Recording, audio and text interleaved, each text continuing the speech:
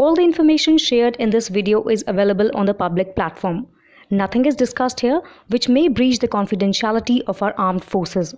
Defense Detective respects our defense forces and works only on the information that is available for public use. Bengaluru police have arrested a Pakistani preacher, his wife and her parents, who allegedly lived under Hindu names on the southern outskirts of the city for 6 years. Rashid Ali Siddiqui, 48, his wife Aisha Hanif, 1938, and her parents Muhammad Hanif, 1973, and Rubina, 61, are accused of illegally residing in Rajpura, near Zigni, using the aliases Shankar Sharma, Asha Rani, Ram Babu Sharma and Rani Sharma, respectively. They have been booked under IPC sections related to cheating, forgery and others and the Passports Act. Acting on intelligence inputs, Zigni police raided the family's residence around 5:30 p.m. on Sunday and discovered that they were packing to leave. Siddiqui, who identified himself as Sharma, told the police that he had been living in the area since 2018 and showed his Indian passport and Aadhaar card. Police also found that the other 3 possessed passports and Aadhaar cards under Hindu names. However, what got the police's attention was a mural in the house that read, Mehdi Foundation International Jashan-e-Yunus, and photographs of Muslim clerics, according to the FIR. Siddiqui later confessed that he was from Liaquatabad, Karachi, and that his wife and her family were from Lahore, police said. Crossed over to India in 2014.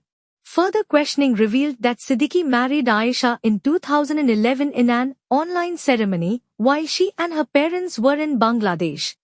Siddiqui claimed that he later moved to Bangladesh to flee religious persecution in Pakistan. He served as a preacher and told the police that Mehdi Foundation International, which is based in London and promotes the Gohriya philosophy of divine love, covered his expenses, the FIR notes. 3 years later, Siddiqui was attacked by Muslim religious leaders in Bangladesh. Following this, he contacted Parvez, a member of the Mehdi Foundation's Indian wing, who advised him to come to India.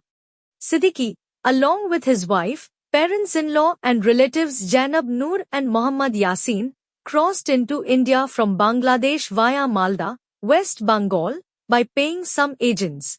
They initially lived in Old Delhi and obtained duplicate passports, Aadhaar, PAN card and driving licenses with changed names.